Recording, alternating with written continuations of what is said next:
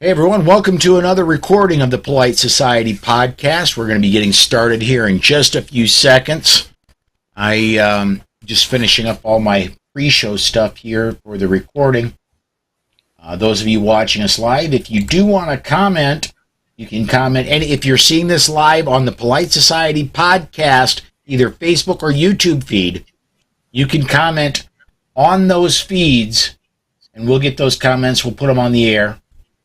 If you're watching anywhere else, comment, go to Twitter and comment with the hashtag Polite Society. Those come right to the same place, actually faster than anything else does, because there's no delay with YouTube or Facebook's delay they put in their feed. I get those faster than anything else. We'll get your comments on the air as well. So get this button hit there so I can see how, there we go. And I can probably close the bullet show notes because I'm done with that one. Maybe. And although, as usually happens, I will maybe refer back to it in the middle of the show later, so I may want to reopen it, but we closed it for now. And yep, YouTube looks like it's going well, so does Facebook.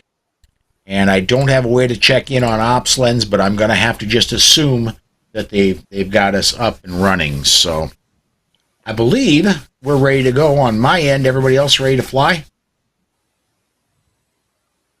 Alrighty. Susan, you ready on your end? Yes, sir. Okay. In that case, here we go. Massad Ayoob in 5, 4, 3.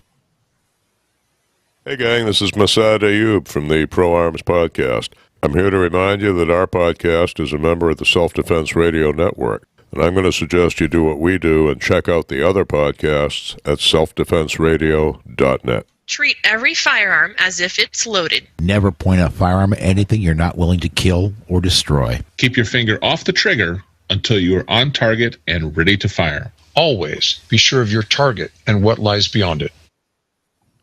Hi, and welcome to the Second Amendment Foundation's Polite Society podcast. We're recording this one on Monday, August the 29th, 2022. I'm Paul Lathrop.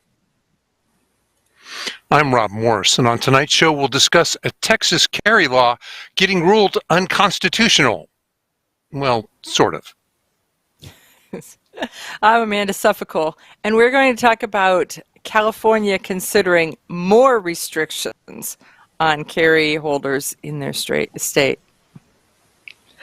I'm Robin Sandoval, and we'll talk about a defensive gun use in Wisconsin that started with a mom in the war. So climb aboard. Strap in. And hang on. Episode 632 of the Polite Society podcast starts right now.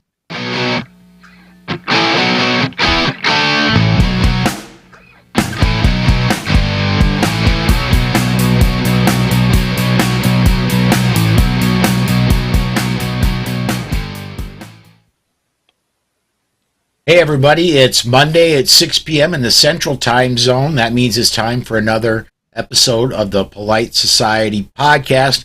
As I usually do, I'm going to reach down here and hit this button and say, Rob, what's been up with you since the last time you were on Polite Society, man?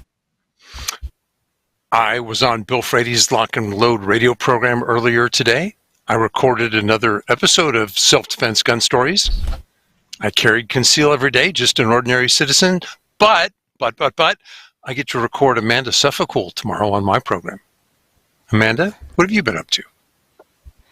Well, not a lot of shooting, though I have been carrying pretty much every day.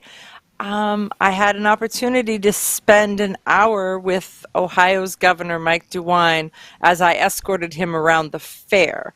And he's not necessarily very pro-gun, if you know what I mean. So I did it all while wearing a DC Project Women for Gun Rights t-shirt, just in case somebody's curious when they see the pictures. Yeah. Robin, what about you? Well, but before we jump to Robin, we just got a comment in from the YouTube side. George wants to know, is Amanda going to run for NRA leadership after all? That's been kind of teased here and there, Amanda. The nominating committee met last week or 2 days ago. We'll see. We'll see if they, if I'm nominated, I'm running. If I'm not nominated, I'm going to sit on the bench for another year. Okay. Robin? Oh gosh, things here at A Girl and a Gun have been moving at warp speed, but all really good things. I just got back from hosting our 3rd annual Clays tournament. We had a registered NSCA shoot for all shotgun ladies, and that was in Kansas City. That was really fun. And I'm preparing to go next week, actually leaving on Friday, to host our 2nd annual sniper school. So we're going to be teaching ladies all about stalking, skull dragging, concealment angles, working our way across 2,000 yards. That'll be a lot of fun in the Colorado mountains. So lots going on, lots of shooting, all different types, rifles, shotguns, and pistols, and just having a really good time. I got to say, sniper shooting, that sounds to me, and again, I've never been through a sniper school, that sounds to me a lot like advanced hunting with concealment added in. Am I wrong? Yeah, no, basically we're starting with a math class, and so that's going to be, I think, my least favorite part. But going over the internal ballistics, the external ballistics, looking at mirage and wind and how to calculate. So that's basically what we're doing, because if the great thing about advancement and concealment is, why would you hit a target at 2,000 yards when you can work your way up to 30? So it'll be a lot of really fun skills that we're learning in that environment. Very cool. Very cool. On my, Susan, is there anything you want to bring up that we've been doing a lot of work on AmCon. We've been doing a lot of work. I've been doing a lot of work on GRPC's broadcast. Anything else we want to bring up on our end? No. Well, one thing that at AmCon, one thing we do every year is we give out the Person Making a Difference Award. And that award has been made up. There's a crystal award we hand out every year. The award's been made up. The person that is going to be getting that award, we've confirmed, is going to be there. And everything is all set, so that's happened since the last time we've been on the air. I wanted to mention that. Also, if you haven't registered for AmCon or GRPC, it's coming up a month from today, the 29th, is it the 30th of September, a month from tomorrow. The 30th of September, October 1st and 2nd, is AmCon and GRPC. If you have not yet registered for either of those, you need to get on it. AmCon is limited to 100 attendees. No kidding. If you're number 101, sorry, you're out of luck.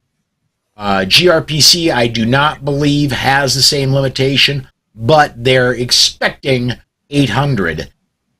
When they had it in Phoenix, they had 1,100, so they're expecting smaller in Dallas this year. I would still, if you're going to be going to Dallas, if you're going to be in the area, I would register for GRPC to make sure you get your seat in case they shut down registration for GRPC as well. And both events, totally free. You don't have to pay for them. If you attend AmCon, there's a chance you will win a gun. If you attend GRPC, there's a definite chance that you will absolutely bring home books that SAF hands out every year. You're going to get information, both in person and take-home information from GRPC that SAF gives out every year. Bring an extra suitcase. Yes. Absolutely. As we head out to our way to the break, I have a frozen browser window. Let me reload the page. There we go, Self-Defense Radio Network. As we go to break, I want to talk to you about our little podcast network. As you can see, we're there up on the top left, Polite Society Podcast. Rob's Self-Defense Gun Stories is there. Amanda's Eye on the Target Radio. Some guy named Charlie Cook has a Riding Shotgun with Charlie show. That's up there. lots of great shows. You can listen right off the website, or there's subscription information for all the shows there as well. And there's more shows coming than what you see right now. Dan Waz, his show, The Loaded Mic, is going to be appearing there as soon as we can get everything straightened up. And all the I's dotted, T's crossed. His show is going to be showing up there, as well as I believe there are a few other shows that are in the process of getting on the network. That's at sdrn.us, sdrn.us. Go check it out. So that's going to do it for my little promo there. We're gonna hear right now from ACLDN. When we get back, we'll get into the news, and we'll do that right after this.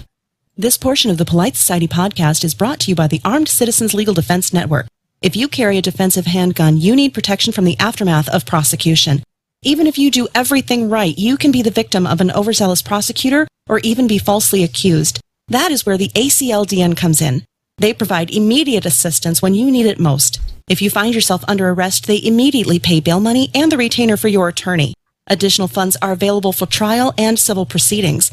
Beyond the money, they have far and away the best team in the industry, providing you invaluable information and training DVDs that are included with your membership and who stand ready to work with your lawyer on your defense. People like Masad Ayub, John Farnham, James Fleming, Tom Gibbons, Emmanuel Capelson, Dennis Tuller, and led by network president Marty Hayes.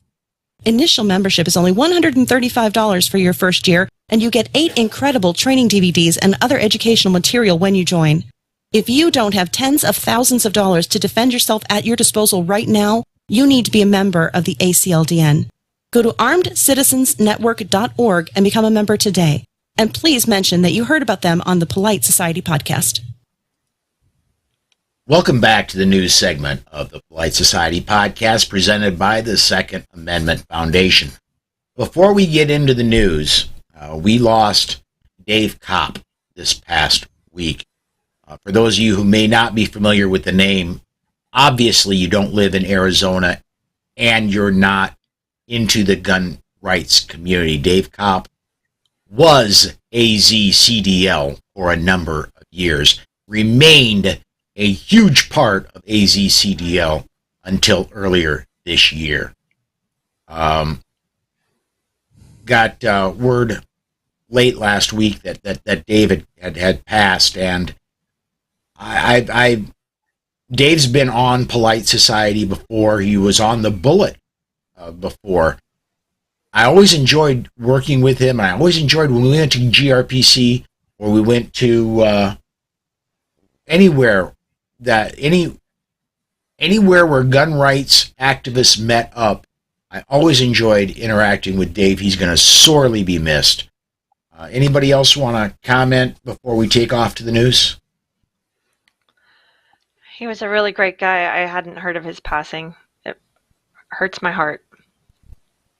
A definite loss for the fight in Arizona and for his family.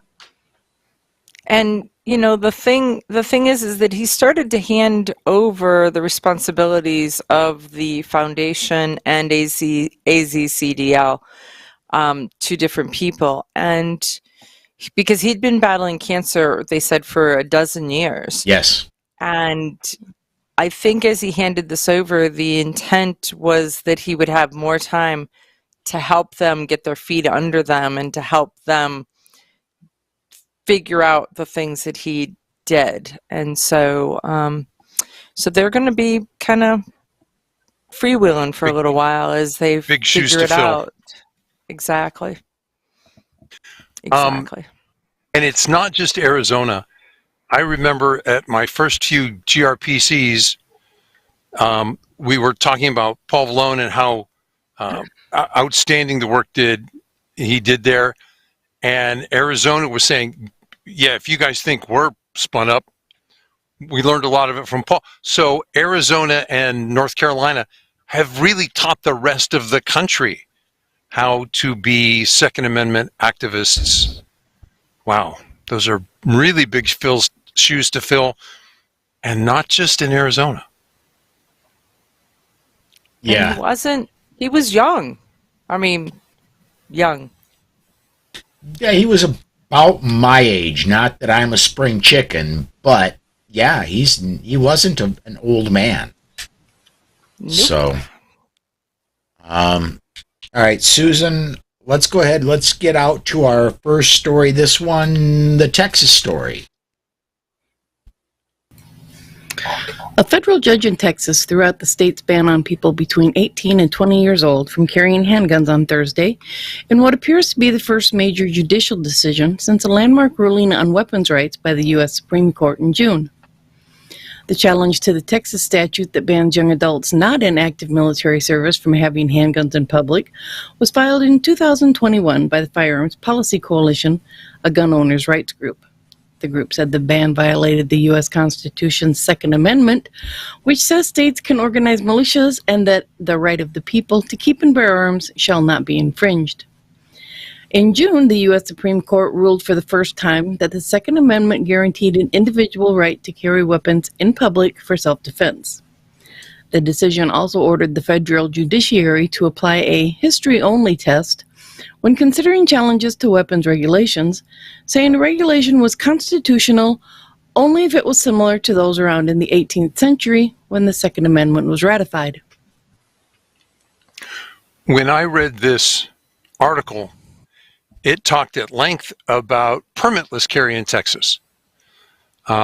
This may be an interpretation of an interpretation, so we got to go read the judge's edict ourselves. But it's interesting when they said, you know, if you're 18 to 20 years old, you can't go get a permit, but you could carry permitless carry. Well, that was an amendment that was proposed in the permitless carry legislation and then voted down. And a judge said, yeah, guys, you have to give these 18 to 20-year-olds some way to carry. It could be permitless, or you could modify your laws to say, hey, let them go get their carry permit just like everyone else. I assume the AG would, in light of this, argue that the legislature, maybe even just a committee within the legislature that takes care of emergency actions, just say, yeah, oops, you're right, we fixed this. What's way inside baseball is, does the Texas legislature fight this ruling and then lose at a higher court level to create precedents? Robin, do you have any, do people at the Capitol whisper about strategies like that to you? I haven't spoken specifically about this, but yes, they're always working on strategies and having those discussions on how things can be done in between sessions, because our legislature only meets every other year. So there's always discussions on how that can happen within Texas to make these enforced. But you know, with that being said, we might have to wait until the legislature addresses it. Yeah, the judge did issue the ruling and then put in, I think, a 30-day stay. Yes, in case the state of Texas wants to appeal, yes. And I would suggest to the state of Texas that an appeal might not be in their best interest. California, hopefully, California is saying, please, Texas, do not appeal. We do not want this to go to the Supreme Court, and then we're going to get shot down preemptively. Right. Well, that's what I was just looking at. I was just pulling up the court's decision from this past spring about the California age requirements. So, I mean, it seems like it's the same token on two fronts. Mm-hmm. I think that in the long run, these are all going to go back to Bruen, and they're gonna lose. And Texas, the only thing that they stand a chance of is if they make it to where they can issue permits to the 18 to 21-year-olds, or 21 minus a day, because at least then Texas has some control over it, as opposed to just saying, oh, well, it's constitutional carry or it's open carry, and then they have less control. We want less control, but I believe that they're going to go down the control path. Well, and let's face it, Texas's governor, he's not quite Mike DeWine of Ohio, but he's not exactly a Second Amendment stalwart either. He's not the strongest pro-rights governor in the nation. He claims to be. He claims to be. That's the irony of it. And why people get so frustrated is he claims to be, but then when push comes to shove, he tends to be fairly moderate when it's time to put his foot down. Yeah. Dana over on the YouTube side says, Dana, by the way, is the guy that writes up our DGUs. Texas is the first of several states which will have a carry for anyone under 21 to fall. You know, Minnesota SAF is involved in the Minnesota and the Georgia lawsuits in federal court right now that are challenging their under 21 restrictions on the purchase of firearms. And Dana, I think you're right. I think Texas was just the first domino. I think Minnesota and Georgia and others are going to fall the same way. Mm-hmm. Well, the judge presides over the Northern District of Texas. He's a federal judge. If they appeal, then wouldn't it go to the Fifth Circuit? It would. And therefore become a circuit court ruling rather than a federal district court ruling. And if I were a pro Second Amendment advocate in Texas, that's what I'd want. So right, it's like the case that just happened in California, where the Supreme Court sent it back to the Ninth Circuit, and the Ninth Circuit sent it back to the district. So they're trying to bump it as far downward as they possibly can to get the smallest precedent. Yeah. Right, to make the scope and smaller. I think I've been looking for Judge Benitez said, I'm ready to rule on this, so y'all better bring your game. But I didn't find the news. He had it. They gave it to him on Thursday? He said, I think on Friday, he said, y'all be in my chambers Monday because we're not waiting around. So, yeah. Well, as we speak, somewhere in a hurry. As we speak, it's 4:22 p.m. Pacific time. In Judge Benitez's courtroom right now, it's 4:22 p.m. The business day is not yet done. Done. He may have a ruling come out yet. I looked before I went to the Bullet, which is an hour and a half ago. I looked; there was nothing out of there yet.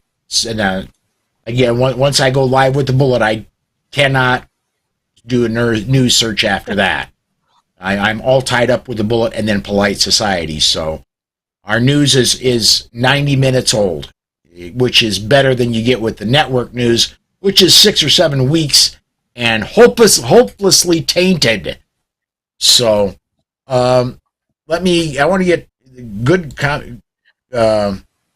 Pete over at Gun Websites apparently has a really good monitor, or is watching on a really good monitor, because when I put Robin's solo picture up, he came up with this question.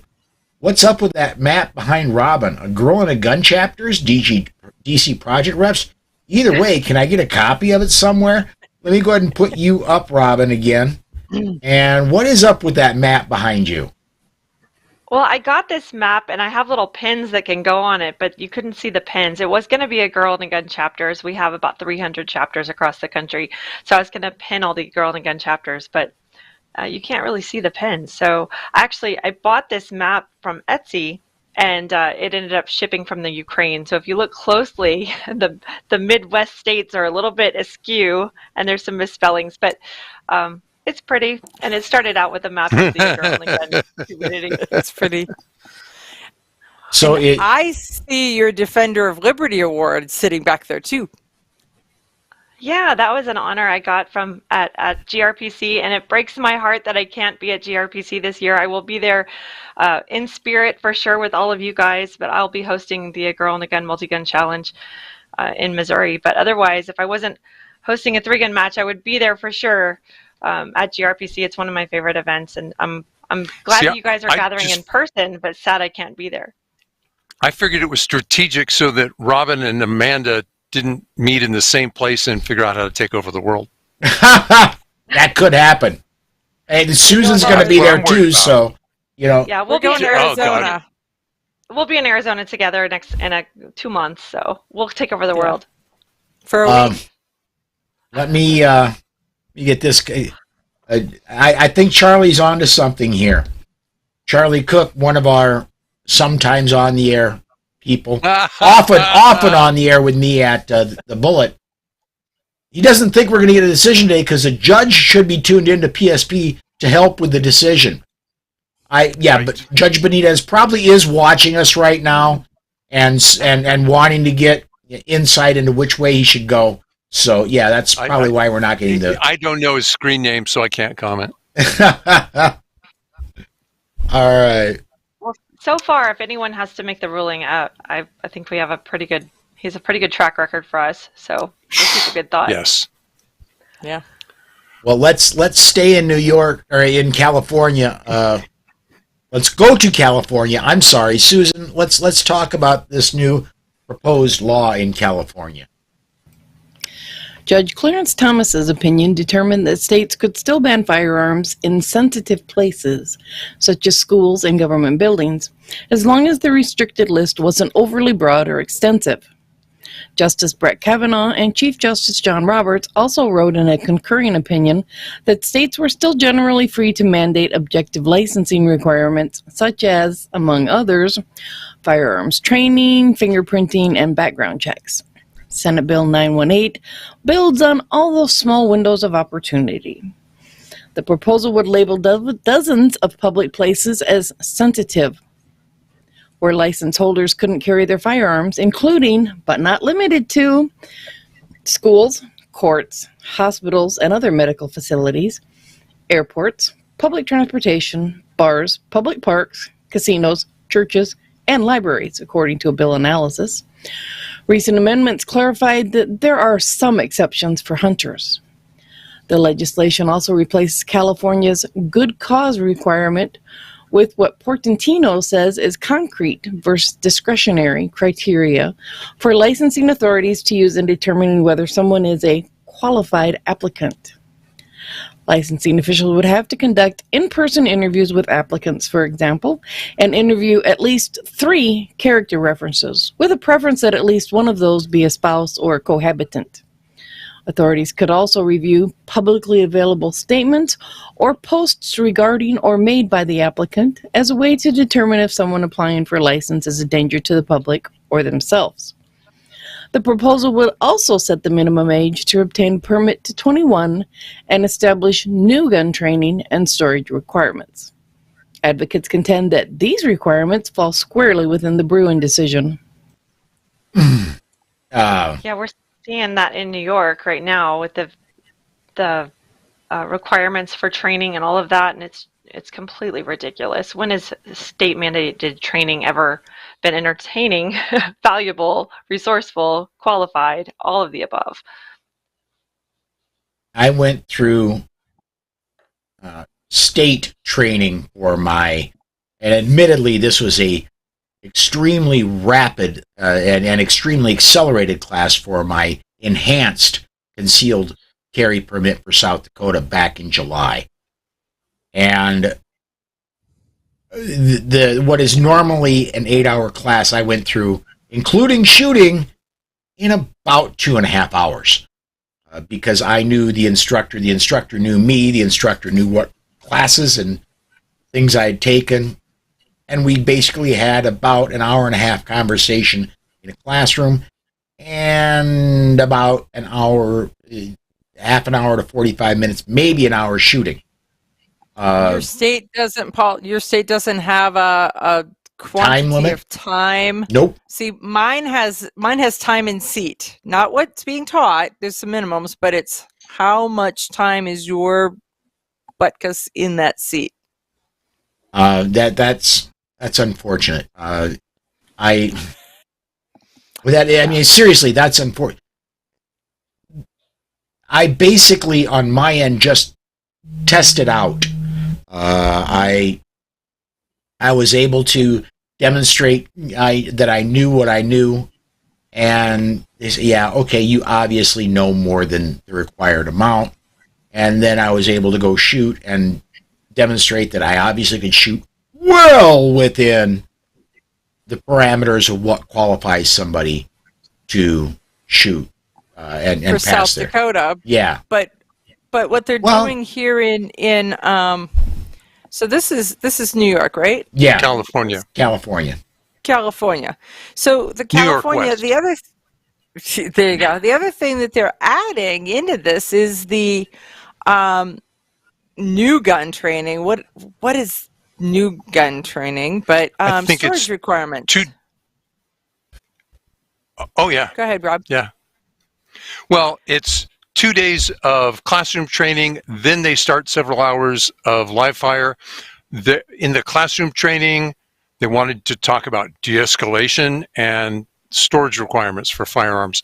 I'm not sure if this particular bill also adds in additional storage requirements. See, because my problem, while I am a proponent of safe storage, and saying to everyone they should have a plan and they should have a safe storage and they should understand the lifestyle of their home, when the government regulates safe storage, they define safe, and then they create an inspector to come to your house to define whether or not you meet that criteria. And who is the person who is going to go door to door knocking on your door to say, I want to see all the guns in the house, and are they stored safely? I don't know about each of you, but I have been in houses where it would take you hours to find all the guns in the house. I have a different problem with this, and that's simply one of proportion. Honest citizens use a firearm for self-defense over 1.7 million times a year. Roughly speaking, 1 out of 100 adults needed a gun each year. And so, we've got great safe storage and mental health and background checks, but violent criminals are not going to follow any of these requirements. That means they're only used for disarming the good guys. That's not bad. That's dangerous. As well as expanding the definition of sensitive places. If it's public transportation, public areas, parks, this is where responsibly armed citizens go on their daily to get to work, to get to places they go. So if they're disarming the good guys in those public transitional spaces, which we all know as instructors that those transition spaces are often the places where you're most vulnerable anyway. So for them to expand those definitions, it just makes everybody more unsafe. Well, and Robin, what would you? Public transportation. If you're talking public transportation, we have friends who live in cities that only use public transportation, which means that they can't carry, they can't go to the range, they can't go to a friend's to practice because they would be using public transportation to transport their firearm, and that would be decidedly illegal. Oh, and by the way, public transportation also includes taxis, Lyft, Uber, that kind of thing. That's a public transportation because it's accessible to the public. And it's not just buses. Including people with disabilities that rely on public transportation that might be more vulnerable to attack in the first place. You're just making them even more defenseless. This is basically Michael Bloomberg's wish list, and the California Democrats said, yeah, we'll take your money. So if you're a pro-gun Democrat, I don't believe you. If you call yourself a pro-gun Democrat. Let me get this one up. Gun websites on the YouTube side. That is like saying find all the screwdrivers or all the flashlights. They might be stored in various locations for camping, hunting, collection secured away, some artisan items on display, etc. Susan, I'm going to have you get on the microphone, if you would, for just a second. Unmute yourself for a second. If somebody were want to find all the guns and they come into our house looking for all the guns, about how long do you think it would take them to find every firearm in our house? At least 3.5, 4 hours. And we live in a pretty small place. Yes, we do. So, yeah. Well, I want to tell you a house story. It's not anybody that's in our circle, but we had a guy who had to move out of his house. We owned a gun shop. And he had to move out of his house, and he was moving into assisted living, and so he could not take his firearms at all. And so he called us to help him liquidate his estate. And we asked him how many, and he said he thought he had about 30 guns. We got there, Rob got there, and then he called me, and he's like, come and bring the bus. And when I got there, he had started to inventory, and we took out 60 handguns and 117 long guns, plus ammunition. So sometimes when you think you've got 30 or 40, they multiply in the dark on wherever you hide them. I don't know.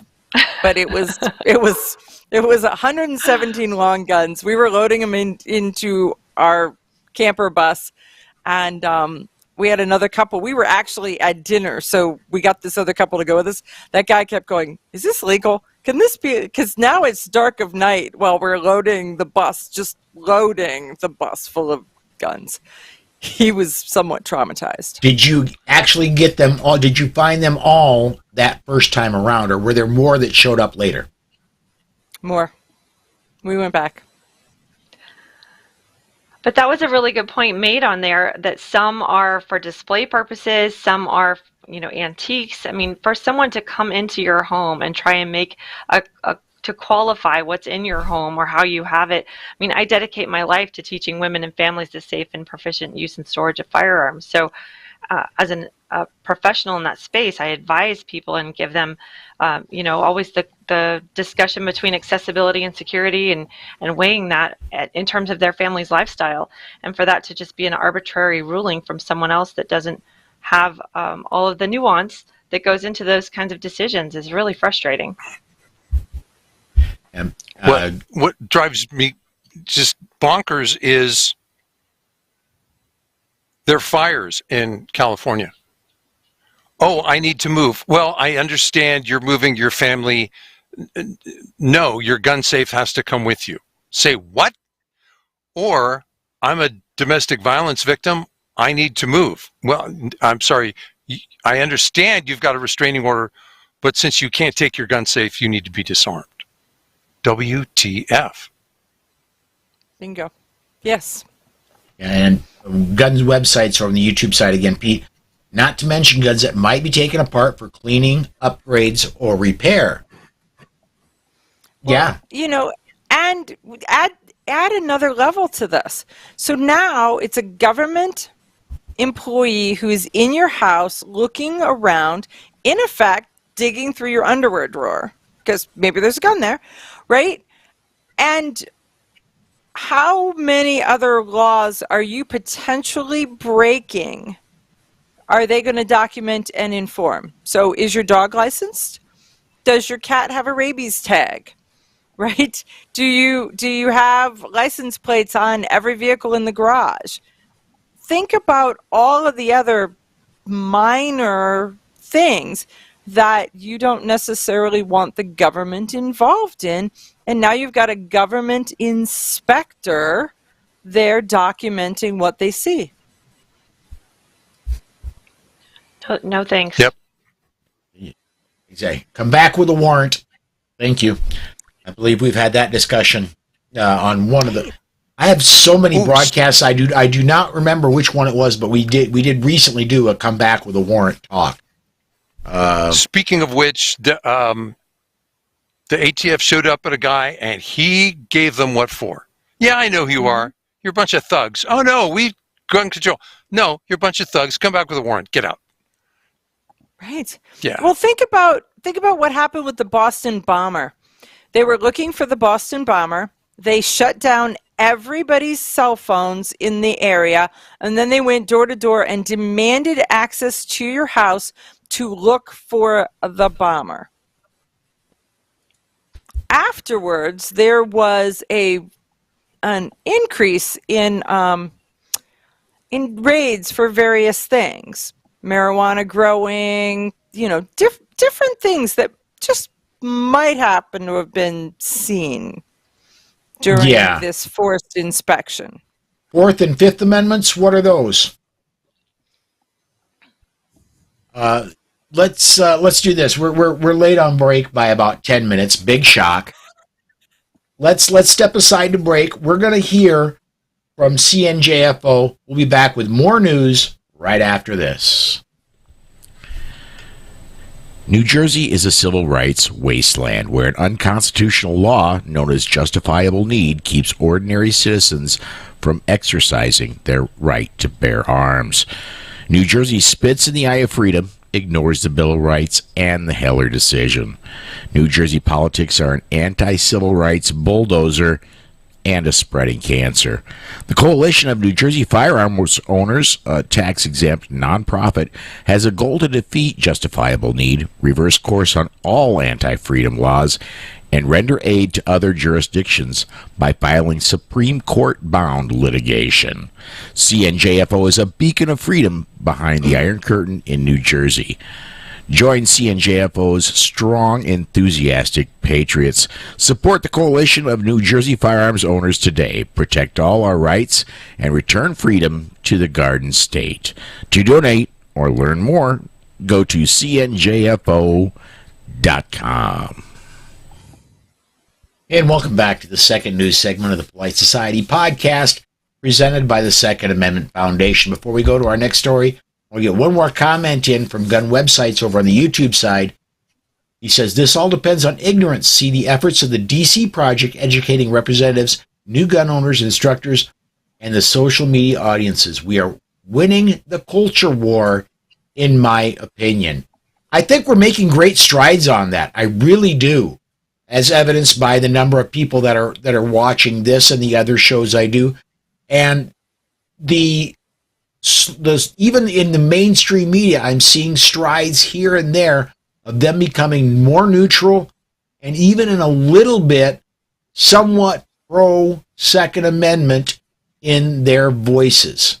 It's not often you see pro Second Amendment voices in legacy media, but it is slowly turning that way.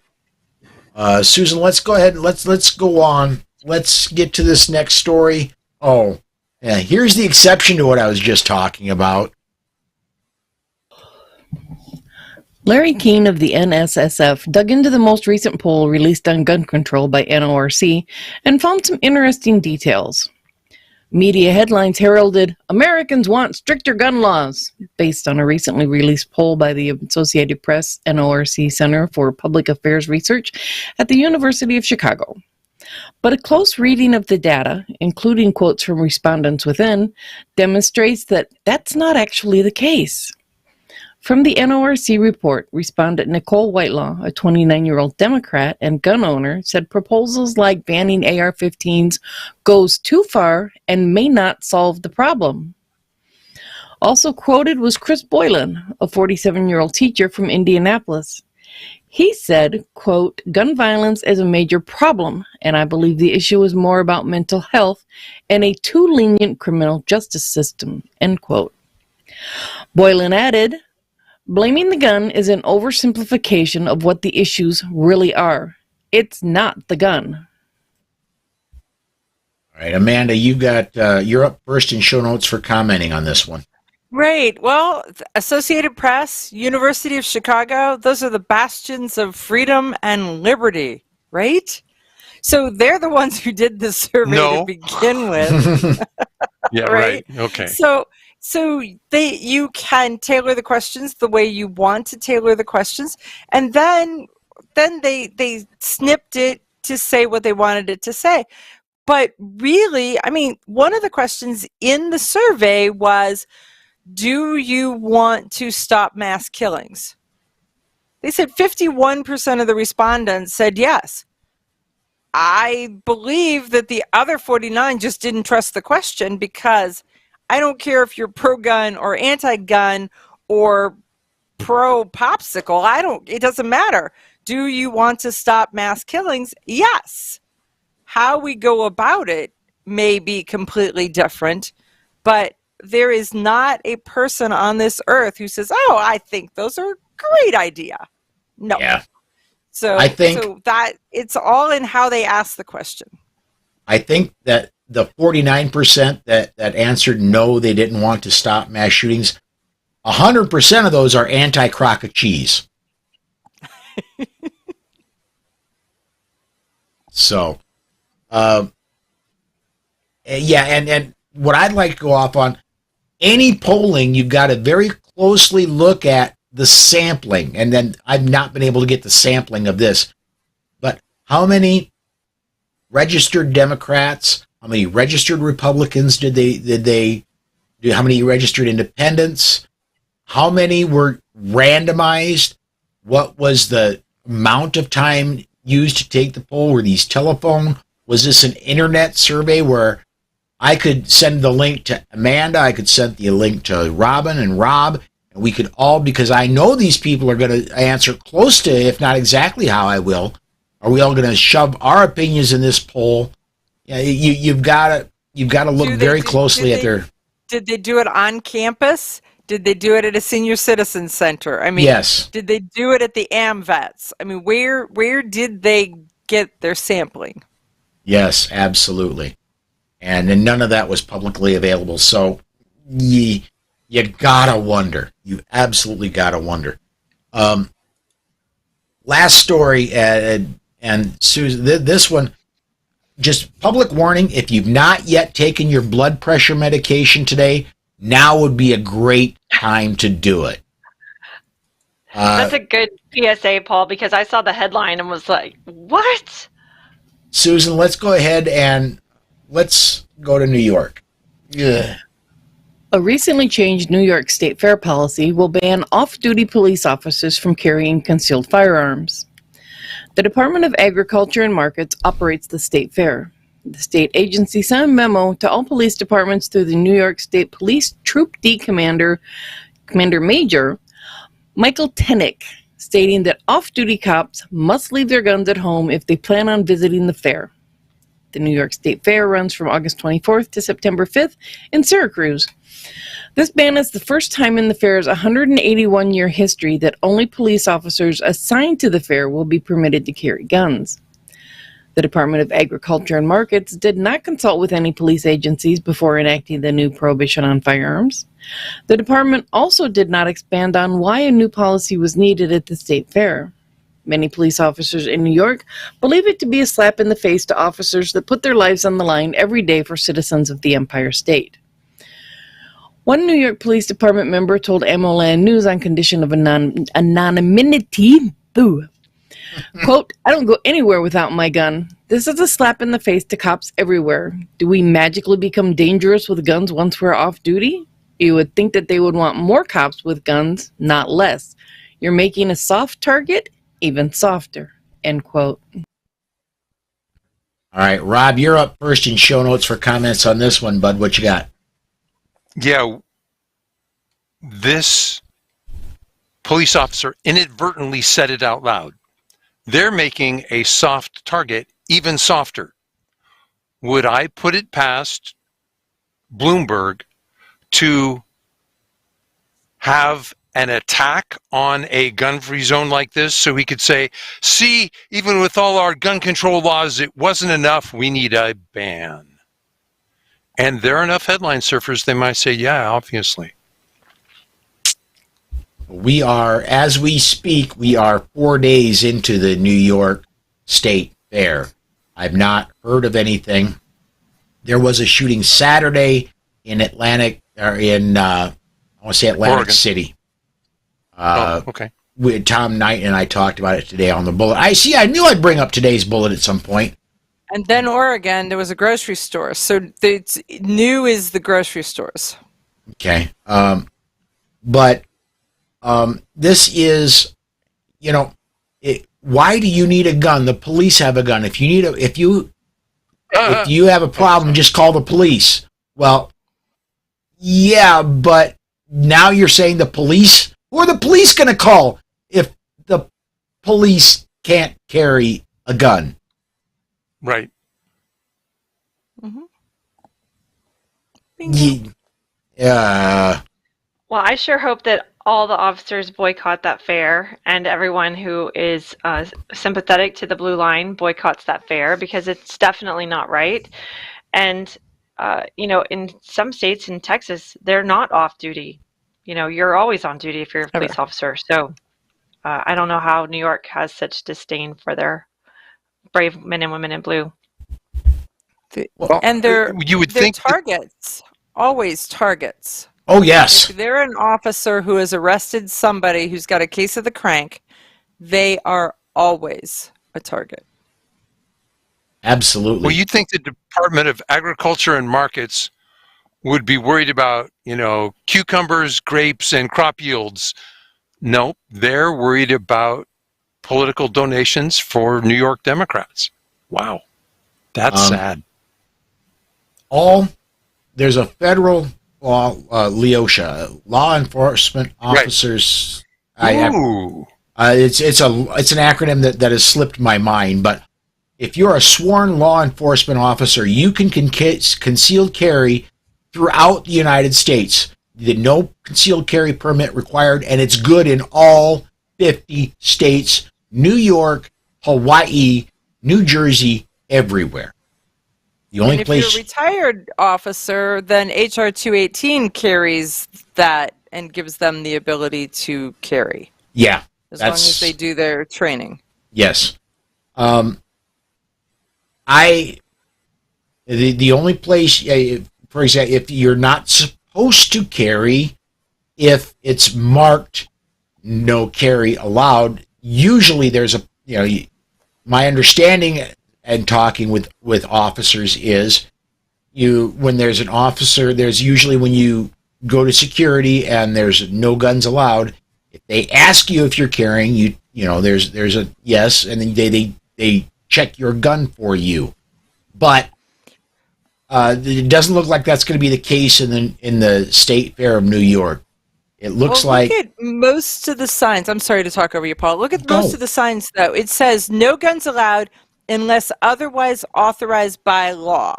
Most of the state signs say that, and that unless otherwise authorized by law is where they allow the police officers to carry. So yeah, look, I mean, I thought all the states had it, or a lot of them. I know a lot of them do, but maybe not the state you're in, Rob, based on the Scooby-Doo, huh? That you decide. Rob obviously needs a Scooby snack. Yeah. Let's, or maybe not. He's had some issues, with coming back from overseas. But let's do this. Ready to go to DGUs? Yeah, we're going to step aside to break. We're going to hear from JPFO. When we come back, we'll get into our defensive gun use segment, and we'll do that right after this. In 1928, Germany required its citizens to register their firearms, making possible Hitler's 1938 Nazi Weapons Act, disarming all Jews. Now ask yourself, what is the real consequence of registration? All in favor of gun control, raise your right hand.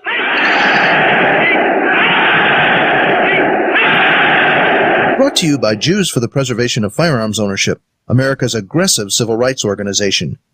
JPFO.org. Welcome back to the Defensive Gun Use segment of the Polite Society podcast presented by the Second Amendment Foundation. Before we get into the DGUs, I want to get this comment in about the last news story we had. This from Big John 410 over on the YouTube side. So only the state police can carry and not the county sheriff and local cops. Politics among the cops is going on. It's even beyond that, Big John. It's only the state police that are assigned to work at the state fair at that exact time. If you're not on duty and in uniform, you are not allowed to carry at the New York State Fair. So if you worked that day from 7 a.m. to 3 p.m., at 3:01 p.m. when you go to take your uniform off, you must disarm. If you're going to go back and enjoy the fair after that, you've got to do it unarmed. So, all right, let's go ahead and get our DGUs started. And I'm going to read our normal disclaimer here that I should have memorized after 632 episodes, but these discussions are not legal advice. Some of us are trainers, but this is not formal training, and you need formal training. The defensive gun use segment is intended as information and entertainment only, not as training. As always, the opinions of the hosts are only their own opinions and not those of any sponsors or other affiliations. Susan, let's hear about Riverside, California, please. At 1:40 a.m., Riverside police responded to a call for a burglary in progress. The intended victim called when the burglars started banging on the apartment door, trying to gain entry into the residence. He later called back to report that shots had been exchanged. The officers found the resident in the apartment with a gunshot wound in the leg. The wound did not involve the femoral artery, and he was taken to the hospital. As officers searched the area, they found a car crashed into other vehicles. Inside the car was a man also with a gunshot wound. He is believed to be one of the suspects involved in the burglary attempts. He was taken to the hospital where he later died. Officers searching the area brought out the bloodhounds, but did not find any other suspects. Authorities do not believe that the suspect actually gained entry into the home, so all shots were through the door. They also do not know if the victim was random or targeted. The victim was alone at the time of the incident. I'm going to jump in here real quick on the first one on this. It's never, ever, ever, ever, ever a great idea to shoot through a door.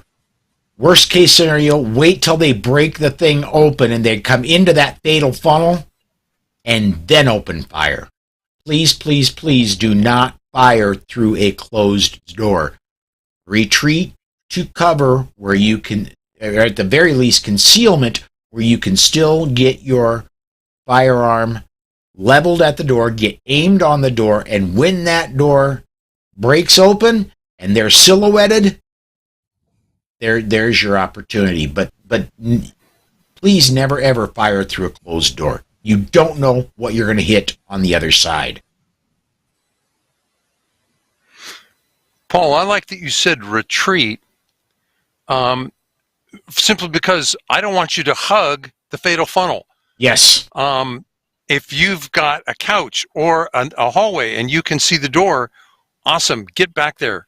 Distance is, let's assume you're a defender, you've thought about protecting your home, your family, you've gone to the range a few times, you probably shoot well enough to hit people coming through your door. It's a pretty stationary target. And if you hug the door, you give a lot of that up. They can just throw shots at the door and they're going to hit you. Yeah. Often, by the way, that's a trick. Yeah, we can't hear you. Well, then, heck, I'm not getting any closer. Yeah. Absolutely. Oops. Robin, I see. There you go. Yeah, it does sound like the homeowner tried to call the police, though, before. So that's a good thing that they called 911 when the banging was still happening. And unfortunately, they had to call back later and say that shots were exchanged. But had the police arrived or had someone been able to intervene, or there been some other kind of ability to stop that person, then, I mean, at least it was a step in the right direction to call for help. But wait, they tell us we don't need a gun, just call for police. So he'd called, and there was no police. And did you see the article about, I think it was Chicago, that it's like 2 or 3 hours in many cases as they categorize whether your level of importance was important enough?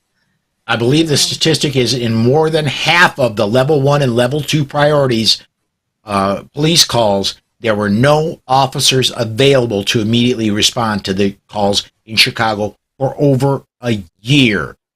So, yeah, and then level 1 is life is in danger. Level 2 is if a policeman shows up, it's likely to stop a felony. So, there you go. Over half of the level 1 and level 2 calls, there was nobody available to respond in Chicago. See, you don't need a gun. Just call a cop. Well, if you do a lot of and training, wait an hour. you work with a lot of law enforcement, and hundreds of different law enforcement officers have been asked, have you ever arrived in time to stop a felony in progress? Never. Never. So we must be our own first responders.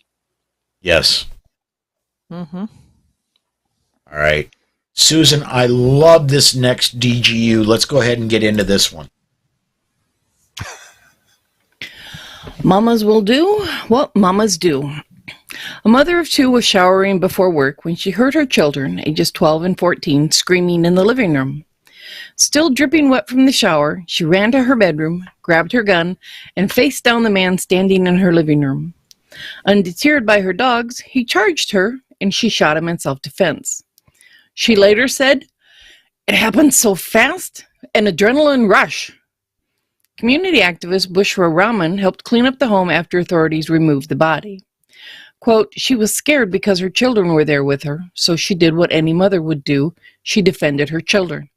It was an act of self-defense." End quote. Rob, you'll probably be interested in the toxicology when it's finally released. The mother said the man was acting very erratically. Following the shooting, the mother was arrested and then released after several hours of questioning. The case has been referred to the DA's office for review. Quote, "In today's day and age, with mental health and everything else that's taking place in the world, I mean, you better protect yourself. To be honest, you have to," end quote, said Rahman. The children have been traumatized by the incident, and the family intends to move once they find a new place to live. The mother bought the gun 10 years ago after finding a man sleeping under her son's bed. She says she hoped she would never have to use it. Wow. Oh, Rob, you're up first in show notes on this one, man. Yeah, Tony Simon and I went over this one, so I'm going to crib some of his comments and pretend they're for me. You can use a wiser head than mine. So having a plan is important for a couple of reasons. One is, if your 14-year-old follows the intruder, all of a sudden the intruder's coming toward you, you've got your kid behind the intruder. You want a plan so that your kids know to stay away from the bad guy, because otherwise you just disarm me. I can't defend you. And there's another point about trauma. If your kids have planned and walked through the safety plan, by the way, every 14-year-old has a cell phone. And I don't know if they ever put it down. So have them train making the 911 call maybe. And if they train as part of the safety plan to defend their home, then it's not as traumatic. We executed our safety plan. They feel like, to some degree, they're in control, even though there's a nut in the house. Paul, what do you think? Well, one of the things we often on our show here, whoops, that's the wrong button. I got to get that fixed. I got to make sure that when I push that, it's only me. Anyway, one of the things we often say on the show is pants on, gun on. Well, you really can't apply that when you're in the shower. I'm glad Mom had presence of mind to know where gun was while she was in the shower, ran to the bedroom, got gun, got it in ready condition, and got to where the problem was happening. And the other thing about this one is I'm glad it wasn't immediately going straight to the gun, because in the story, it looks like there was an attempt to stop with verbal because there were dogs there, and let me go back to read this exactly here.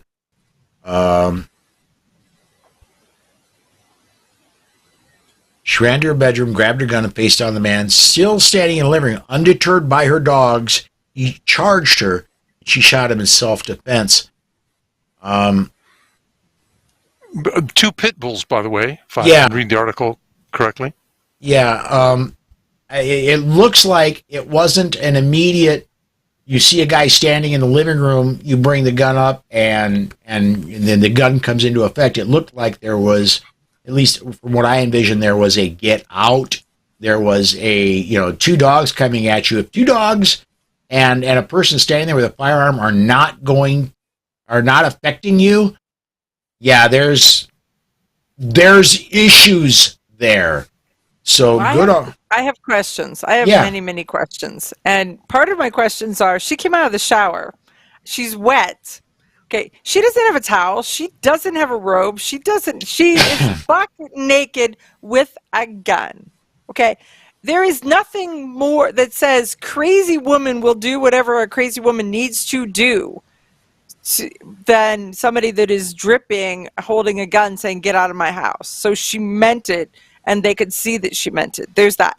So, but the question then is, how soon did the police come? And they arrested her. Did she have clothes? I just got to know. You would imagine at some point, human decency, they would have. We have a neighbor that the police knocked on his door at 2:00 in the morning and arrested him buck naked, put him in the police car buck naked, took him to jail buck naked. No, when they go to arrest you, you do not get time to go get pants. Well, I'm then hoping she had the presence of mind between dialing. It's in good circumstances 8 minutes for the police to get to you. One would hope. Yeah. Well, I would think my children would be more traumatized by me running out naked from the shower than they would from a burglar breaking in. So I'm sure there's trauma all around from that visual. There is that. There is that. We get. Let me go ahead and get a couple comments in here. Mike says, as the saying goes, the police are only minutes away when seconds count. Absolutely, Mike. And Dana says, I guess she didn't have a shower gun. I gotta be honest. My shower gun is my daily carry gun. It just goes on the cabinet in the bathroom when I'm taking a shower. It even stays inside the holster. So, but I am deeply into the concealed carry lifestyle. I'm guessing this lady wasn't. She had the gun for 10 years, hoped to never use it. And let's just be frank about it. Unless you're deeply inside the concealed carry lifestyle and you are into pants on, gun on, complacency comes to play after some time. You may not always think, where is my gun? Right now, I am big shock. There's not a firearm on my hip at this moment in time. There is one, I'm going to say 8 feet away from me, and my AR is right over there. So, one of my ARs is right over there. So, but at any moment in time, there is a firearm within easy reach of me, and most people who are gun owners, even ardent gun owners, I don't think that is generally the case. I think I'm on the outside edge. Am I on the outside edge, guys, or do you think I'm more centrist? Look who you're talking to. Are those rookie numbers or not? Well, I really like how Rob said to include children in a home defense plan. That's a really great way. But that is also something that those of us who are entrenched in these conversations do a lot. I also wonder whether was the door locked and all of these other things to prevent him from just walking in the house. But what the kids said too, if they're part of a safety plan, do they have a code word? Is it just random screaming, or were they able to effectively communicate, Mom, there's an intruder? Exactly what words were used to give her that information so she came out of the bathroom with the firearm. Including your kids in a safety plan or having a plan where they can go so that you can engage anyone who walks in. Those are definite things we've talked about in our household. So, but then again, we live that lifestyle. So it would be nice if this mama maybe just had a better deadbolt. Maybe that would have prevented some of it.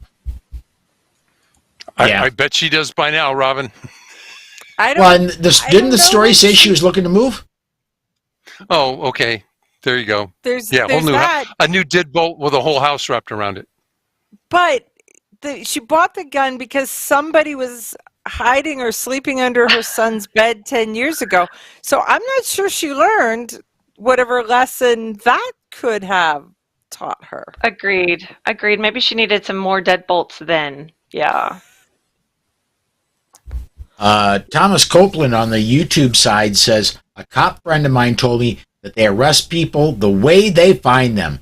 I'm sure he had plenty of time to put out some clothes before police showed up, though. Speaking of this lady, she say an average, again, 8 minutes police on average for a good response time, yeah. And if you live out in the willy wags, you might have had 20 or 30 minutes. I read recently, I don't know if you guys saw, I read recently that in the top 30 American major metropolitan cities, I think response time has gone down to between 12 and 18 minutes. I read that recently. I'll have to find the article. They've added maybe 3 to 5 minutes in all major cities. Wow.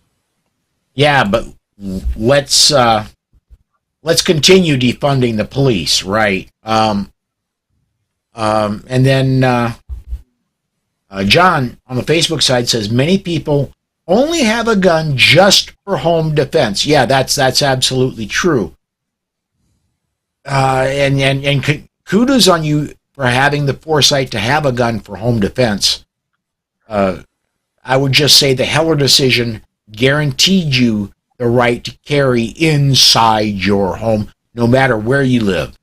So please carry inside your home. All right, let's do this, folks. I think we kind of dug through this one quite well. We're going to go to our final break, and we're going to hear from JPFO. No, I'm sorry. Let's go hear from the Complete Combatant. When we finish with the Complete Combatant, we're going to go ahead and talk about what we've been up to in media, and we'll shut the show down. We'll do that right after this. This portion of the Polite Society podcast is brought to you by The Complete Combatant. The Complete Combatant is designed for a broad base of citizens that range from students that don't own a gun on up to advanced students that train often. The Complete Combatant offers several different courses that build upon each other, from avoidance, using verbal commands, and preparing for contact, lethal versus non-lethal decisions, your 911 call, interacting with the police, to even dealing with the legal system in the aftermath. The Complete Combatant courses are a layered approach for all levels of experience that will walk you through all the many stages of decisions while developing a game plan tailored to your skills and your everyday carry. Please visit www.thecompletecombatant.com and make sure you mention this ad to receive 15% off. Again, that's www.thecompletecombatant.com and mention the ad for 15% off.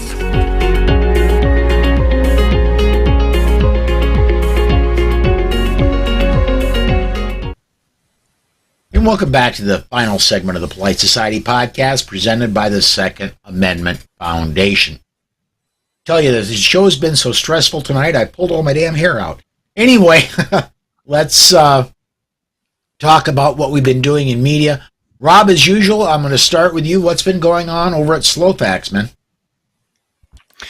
Many of us depend on the media to bring us much of our news. And the media lying to us or withholding key parts of the story today make it easier to fool us tomorrow. We need perspective. We need perspective on what's happening around us to make good decisions. We need the news media to tell us about the lives that we save with a firearm, as well as the lives that criminals take with their guns. We need to know the whole story to understand if simple things, if gun owner licensing, mandatory waiting periods, or assault weapons bans could possibly do any good.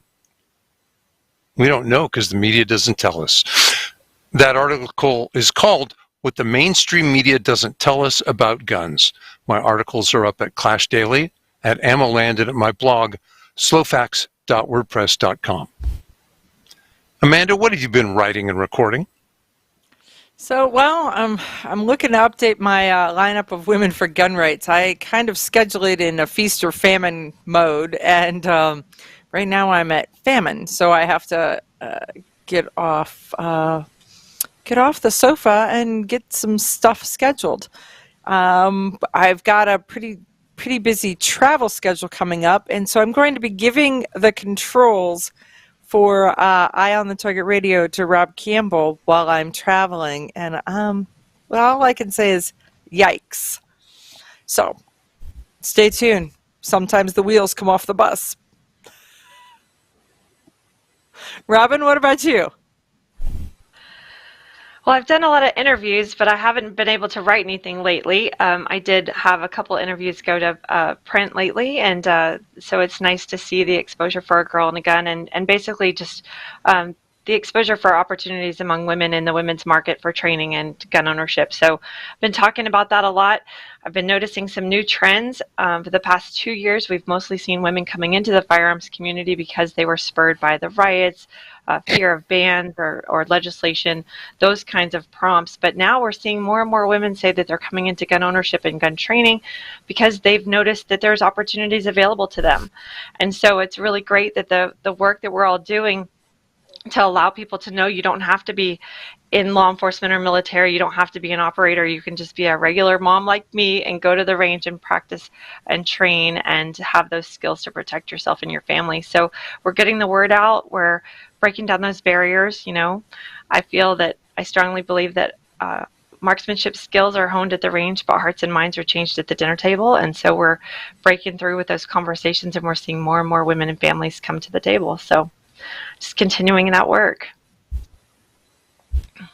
Very, very cool. On my end, I want to, and I'm sure you've noticed we did not have a guest tonight. This is the second or third show in a row we've had where I did not have a guest booked for the show. Part of that is I'm running a little dry at the well myself, like Amanda mentioned. If you are, I want to reach out to the listeners. Who do you want to hear from? Who would you like to see on Polite Society Podcast? Keep in mind, people like Ted Nugent, while they may be Second Amendment supporters, they also generally charge appearance fees. And the budget for Polite Society Podcast does not include appearance fees, and unfortunately doesn't even include staff fees for people like Rob. I'm sorry to break that to you, Rob, but I can't give you that raise this year. We're grateful, Rob. You get our unending gratitude. Yes. And my email address, paul@politicsandguns.com. If you have a suggestion as to who you'd like to see on the show, even if it is somebody like Ted, I'll take anybody's suggestion, who they'd like to see on the show being interviewed, and I'll do my best to get whoever you want on the show. And that goes both for here and for the Bullet. I'll occasionally break from the breaking news of the Bullet and do an interview on the Bullet. So anywhere you'd like to see a pro-Second Amendment person interviewed, shoot me who you'd like to hear more from, and I'll try to get an interview with them, book them either here or on the Bullet. So that's what I've got. And I think, let me go check over here. We're good on comments. And I want to remind everybody, please do go check out John Richardson's blog, Only Guns and Money. It's at onlygunsandmoney.com. I'd say a majority of the Monday evenings he's here with us. He's not here tonight, but please go do check him out. Also check out Charlie Cook's Riding Shotgun with Charlie. He's releasing stuff all the time. So that's going to do it for us tonight. That wraps up another episode of the Second Amendment's Polite Society Podcast. For Amy, Dana, Tracy, John, Susan, Amanda, Robin, Charlie, and Rob. Until next time. Stay safe. Be aware. And we'll see you down the road.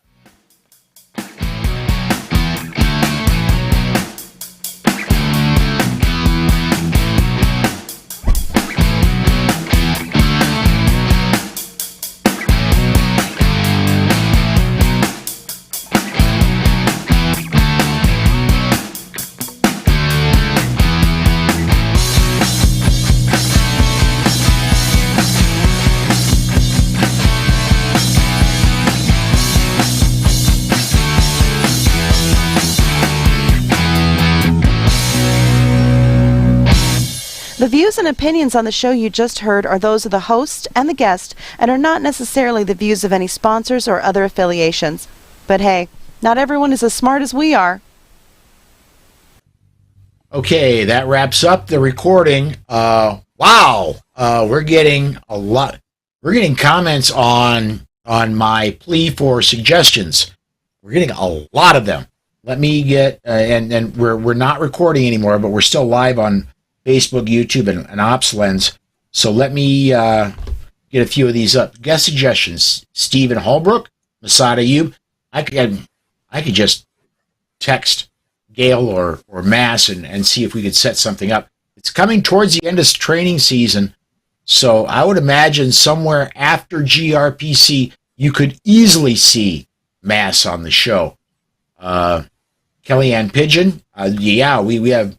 I know somebody that knows Kellyanne Pigeon. We've got an in with that. Yeah, somebody who knows Juliana. Yeah. I don't know Philip Smith, but the M. Peters, I think he's talking about Kim Peters, out of one of the East Coast states. She's the marijuana gal. Delaware. Yes. Delaware. And she's been on at least once before. But yeah. She's running for a state office right now. Yeah, I think state senate. Yeah. Let's see. We got more. Geez. Wow. Let me see. As well. Amy Swearer, Jill McDaniel, Anthony Miranda. Those are three names that aren't ringing really big bells in my memory here. Amy Swearer, I think, works for Heritage and covers Second Amendment issues. She's the girl that you always see testify. Right. In Congress. Yeah. And Jill McDaniel is the mom. Mom at arms. The mom at arms. Anthony Miranda, I'm not sure. Again, I feel like I flunk when I don't know somebody that you mentioned, Pete. Greg over on the Facebook side says, "Bring back Paul Vallone." Yes, I now have Paul Vallone's cell phone number. I can easily text him and arrange that. If I bring Paul Vallone back, it will be to Polite Society because we had him on the bullet not so long ago. Okay. And Pete said Philip Smith is a founder of NAAGA. Okay. That's right. All right. Let's see here. And I'll get all these marked down and start doing my homework here later tonight. So I think I'm gonna shut down the broadcast with that. Thank you everybody for watching. Thanks everybody for commenting. You make what I do so much easier. You add so much to the show.